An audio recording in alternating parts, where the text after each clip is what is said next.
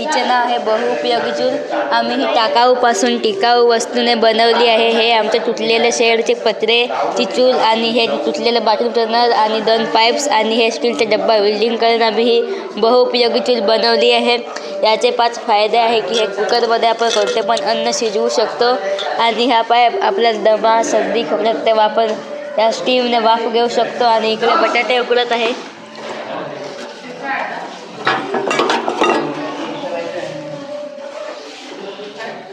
आणि इकडे आपण कोणते पण अन्न शिजवू शकतो आणि इकडे नळ आहे गरम पाण्याचा, आपण गरम पाण्याने आंघोळ करू शकतो।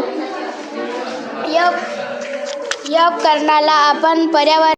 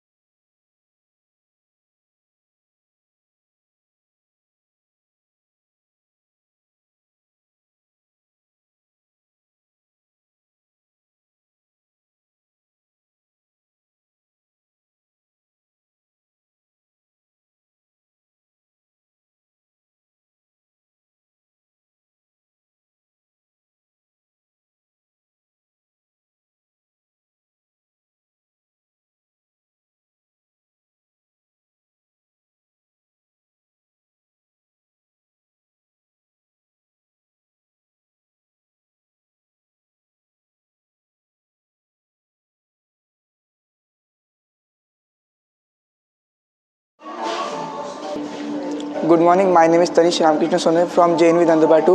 Today I will represented by light detector sensor. तो इधर हमने ये जो मॉडल बनाया है, इसके अंदर ये जो सेंसर है वो की लाइट सनरेज को डिटेक्ट करके चलता है और जब रात हो जाती है तब ये ऑटोमेटिक बंद हो जाता है, जिससे कि हम अपनी इलेक्ट्रिसिटी बचा सकते हैं। ये जो सेंसर है कि रात को डिटेक्ट करके, इसका नाम LDR है, जो कि ये रात को चलता है और सुबह बंद हो जाता है, जो कि इसको चलाता है। जैसे कि अभी इसके ऊपर सनराइज गिर रही है तो फिर ये ऑफ है, पर जैसे अंदर हो जाएगा तो फिर ऑटोमेटिक ऑन हो जाएगा और जैसे सुबह होंगे ये ऑटोमेटिक ऑफ हो जाएगा,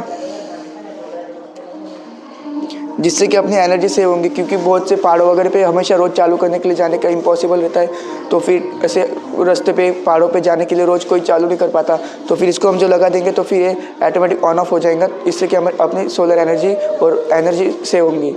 Good morning, sir. Myself Chintan Patel. I have came from Jawahar Navodaya Vidyalaya, Shravani. Sir, this is my automatic obstacle avoider car. It is an automatic car which detects obstacles in its path, and if obstacle is detected, it's move in free space. So, sir, this working principle behind it is that the ultrasonic sensor continuously sends ultrasonic sound waves about 20,000 Hz, which a normal person cannot hear. And if the obstacle came in front of it, so the ultrasonic sound waves reflect back to this ultrasonic sensor, and Arduino calculates the distance based on the time taken to return back. Sir, it's working. It's continuously senses, and if an obstacle came, it turns, and servo motor rotates sensor to left and right direction again. Thank you, sir.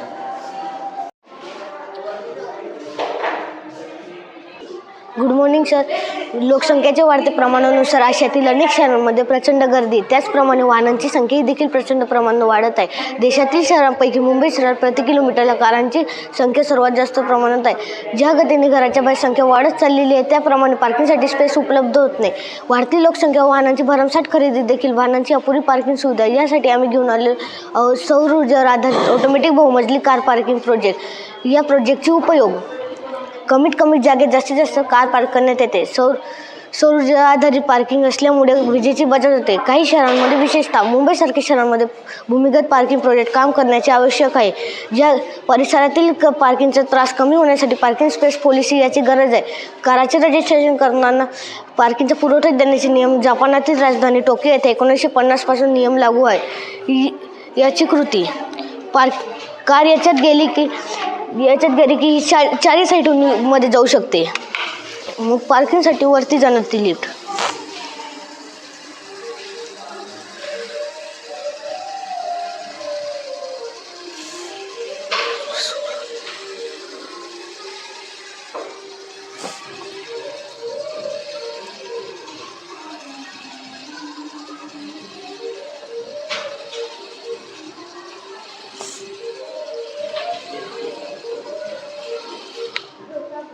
आता ही गाडी मध्ये चालली जाणार. समजा की आपल्याला ही गाडी काढायची. ही गाडी रिव्हर्समध्ये येणार आणि खाली जाणार.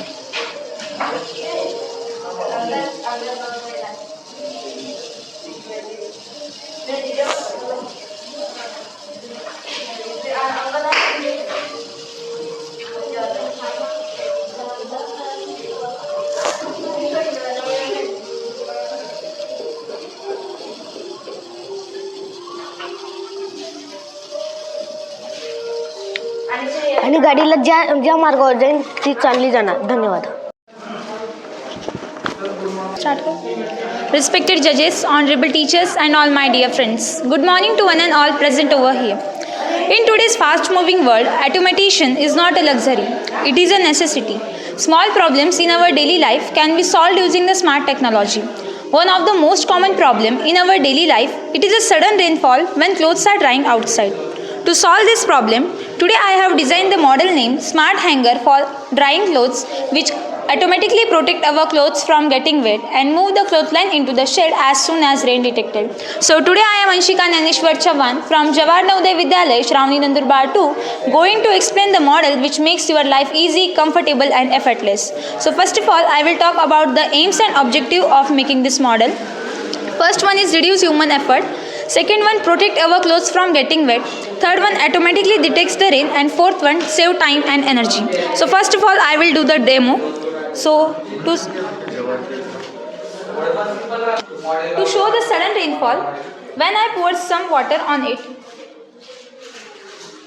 the clothes motors automatically pulls the clothesline into the shed.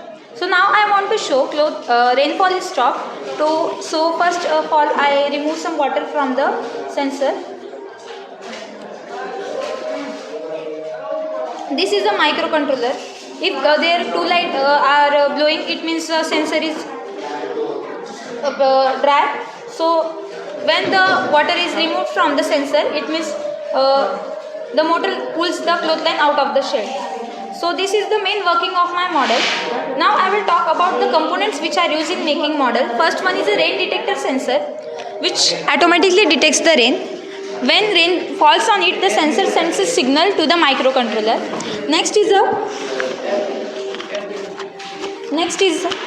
This is a microcontroller, which is the brain in the system. It processes the signal received from the rain detector sensor. Third one is the Arduino UNO. It is a software and a microcontroller chip which controls the actions of the system. Next is the motor servo, which controls the motor safety. This is the power supply which powers the whole system. This is the clothesline where clothes hung, and this is the shade which protect our clothes. So these are the main components which are used in making this model. So first of all, now I am going to explain the briefly working of this model. First one is a detection. The sensor automatically detects the rain, and when the rain is detected, the sensor sends a signal to the microcontroller. Microcontroller activates the motor servo as soon as rain detected and pulls the clothesline into the shed. Now our clothes are safe and secure from the rain. When the rainfall will stop, the automatically motor pulls out the clothesline out of the shed. So now I will talk about the advantages of this model. This model, it is a convenience. It is a very useful for busy family, apartments, hostels, and reduce human effort, protect our clothes from getting wet, and last is a save time, water and energy, means prevent repeated washing of clothes. So basically these are the main advantages of model. Now application. This system can be used in hostels, resort, apartments, home, laundry shops, especially anywhere where clothes are drying outside. This system can be benefited. So in the conclusion, Smart Hanger is just not a project. It is a simple yet innovative solution to our daily life problem faced by us. So it shows that small problem in our daily life can be solved using the smart technology. So thank you to all judges, teachers and my dear friends for listening me and giving your valuable time to me, and I hope that this model will contribute in the development of the India. Thank you, sir. Good morning. My name is Tanmay Dinesh Gavit. My project name is Air Pollution Control Working Model. माझ्या प्रोजेक्टच्यात आजकालच्या वाढत्या carbon dioxide, carbon monoxide, sulphur dioxide हे आजकाल खूप प्रमाणात वाढलेले आहे आणि ते कमी करणे खूप गरजेचे आहे आणि ते आपल्या शरीरासाठी खूप घातक आहे. म्हणून मी हे मॉडेल बनवलेलं आहे. हे आपण गाडींच्या मागच्या म्हणजे सायलेन्सरवर, फॅक्टरींच्या जिकडून धूर निघतो तिकडं व मोठे टेंट बनवून तिकडं रोडांच्या मध्ये लावू शकतो. हे असे वर्क कर की हा जो धूर दिसतोय याला जे हे कार्बन रोल आहे हे एअरला फिल्टर करून वरती सोडता. आता जी इकडं कार्बन डायऑक्साईड असेल, सल्फर डायऑक्साईड असेल, कार्बन मोनोडायऑक्साईड असेल, जे काय असेल याच्यामध्ये ते हे कार्बन रोल शोषून घेतील व जी शुद्ध हवा तयार होईल तिला या पाईपद्वारे वरती सोडतील. धन्यवाद. मेरा नाम मुनीर अशरफ अलियाला है. मेरे प्रोजेक्ट का नाम हाइड्रोलिक ब्रिज है. ये हाइड्रोलिक ब्रिज जब स्टीमर जाती है तो नदियों में यह ब्रिज काम आता है. जब ये स्टीमर जाती है ना तो बीच में ये ब्रिज आ जाता है. तो ये गाड़ी जाती है तो ये रोड टकरा जाता है बोट से, तो ये अपने आप खुल जाता है. जैसे ही खुलता है वो बोट जाने लगती है. उससे पहले सिग्नल चालू होता है.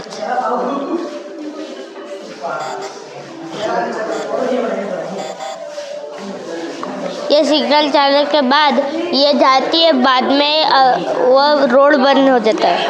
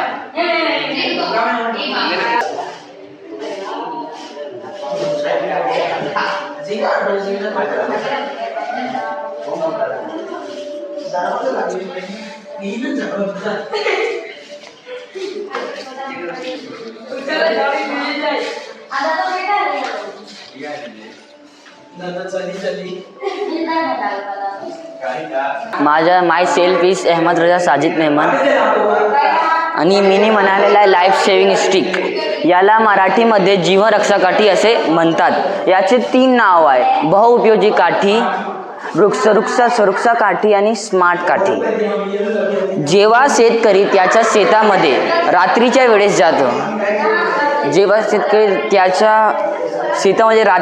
जातो, व्हायब्रेट सर, हात लाव सर.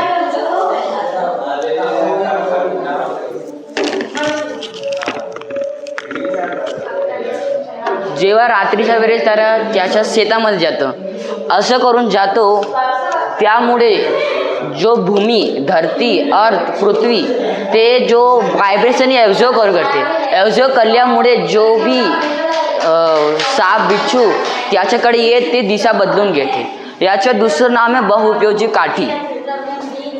जे म्हातारा आदमीसाठी एक स्टिक सारखी उपयोगी युजफुल गॅजेट आहे, असं पकडून तो चालू शकतो. आणि सुरक्षा काठी सिक्युरिटी स्टिक, याला म्हणतात जो साप बिच्छू त्याच्याकडे येते त्याची सेफ्टी करते. Thank you so much.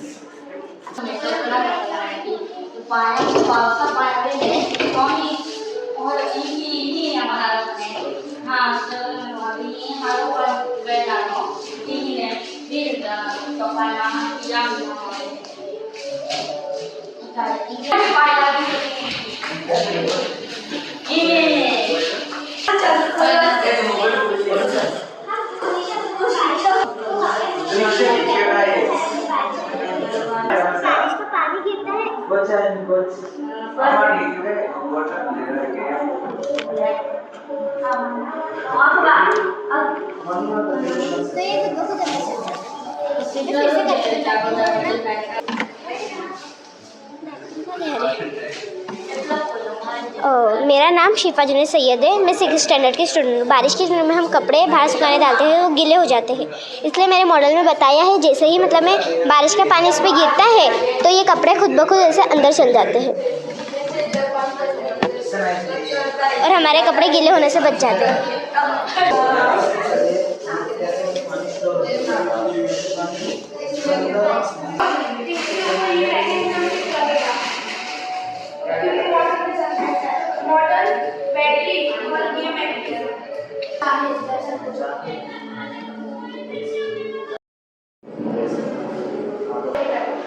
माझं नाव कंचन दिनेश गायत आहे। माझ्या शाळेचं नाव आदर्श माध्यमिक विद्यालय खडके आहे। हे स्मार्ट सलाईन अलर्ट आहे। आपण जेव्हा दवाखान्यामध्ये जातो तेव्हा नर्स येते, सिस्टर येते, ते आपल्याला सलाईन लावून निघून जाते। मग आपल्याकडे दुर्लक्ष असतो तिचा, मग तिचं दुसरं पेशंट बघायचे असतात। मग आपले जेव्हा सलाईन संपते तेव्हा आपल्याकडे कोणी नसतं, म्हणून हे स्मार्ट सलाईन अलर्ट आहे। आपल्याकडे ते सिस्टर नसते, मग हे असा आवाज करतात ऑटोमॅटिक, असा म्हणजे ऑटोमॅटिक हा असा आवाज करतो। मग ती नर्स येऊन आपल्याकडून सलाईन काढून घेते बस। Good morning, my name is Charles Vijay. I am studying 7th standard. Today आज मेरा प्रोजेक्ट है इलेक्ट्रिक हाईवे।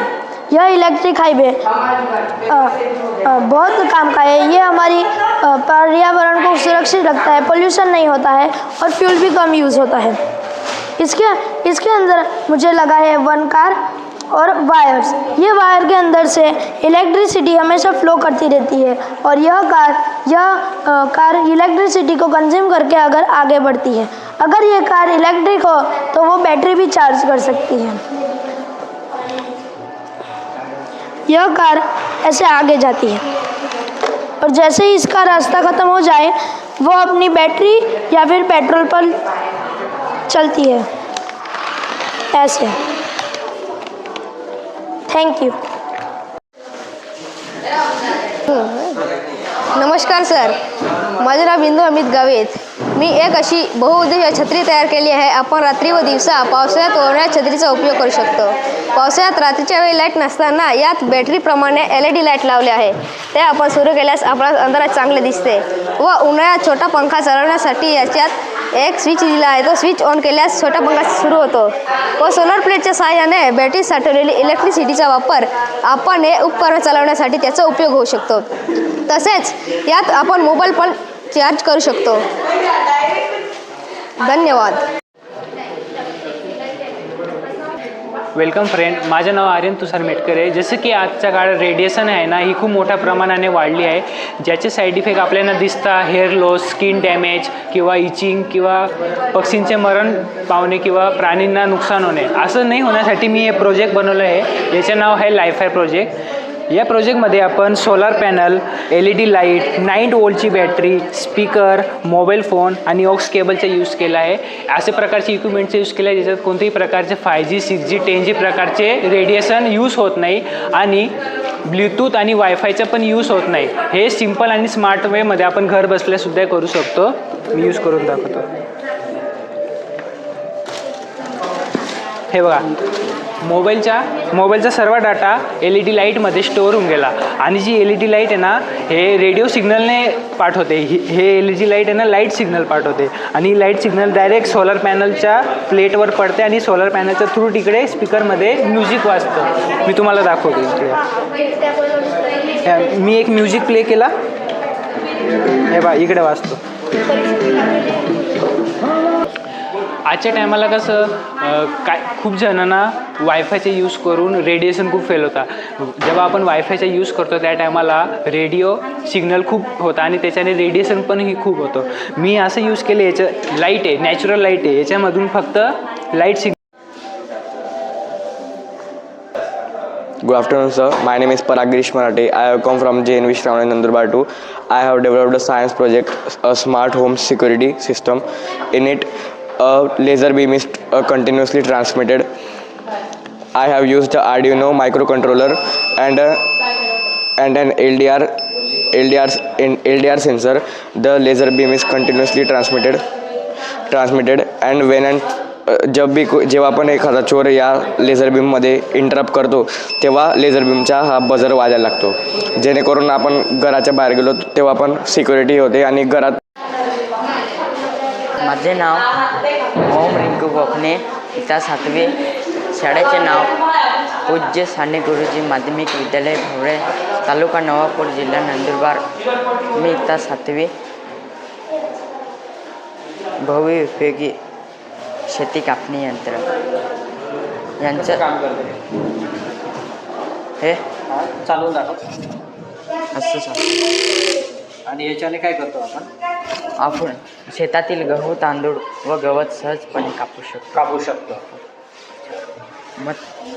महत्त्वाचे म्हणजे यांचा वेळही शेतकऱ्याचा वेळही वाचतो. अजून पैसे वाचतात.